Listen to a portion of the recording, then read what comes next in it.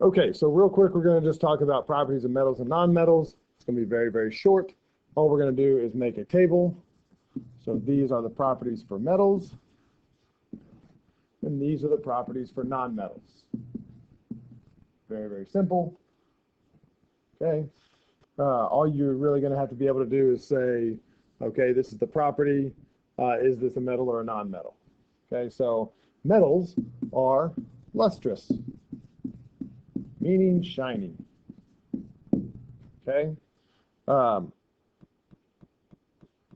Nonmetals, usually dull. All right.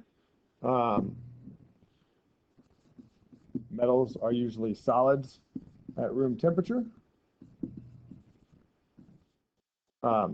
Mercury being the exception.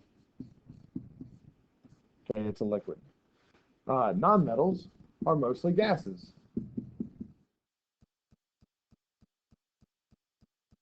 At room temperature. Again, there's an exception. Bromine is the exception. Again, it is a liquid. Okay. Metals are good conductors. Heat and electricity. That's why we use them to make wires, okay, and pots and pans to conduct that heat. And nonmetals are poor conductors.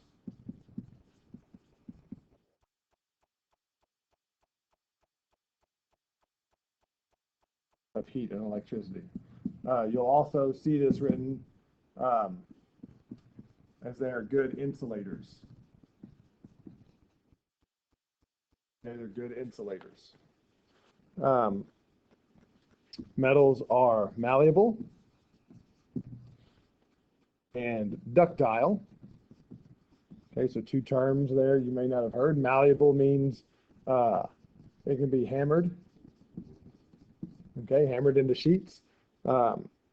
Ductile means it can be formed into wires. Okay, nonmetals, they're brittle. All right, so if you think of like a copper wire, you can bend it and shape it, and if you wanted to, you could actually hammer it into a flat wire. Whereas think of the lead for your pencil, okay, is made of carbon. It's very brittle. It snaps off very simple or very, very easily. So you can't really bend that or anything like that. Last one we've got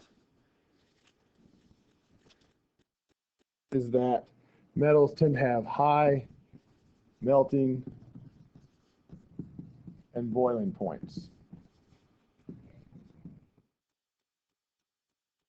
And obviously, to the contrary, nonmetals have low melting points. Okay, so if you can copy this table down and understand the difference left and right between the solids and, or sorry, the metals and the nonmetals, you will be just fine on that.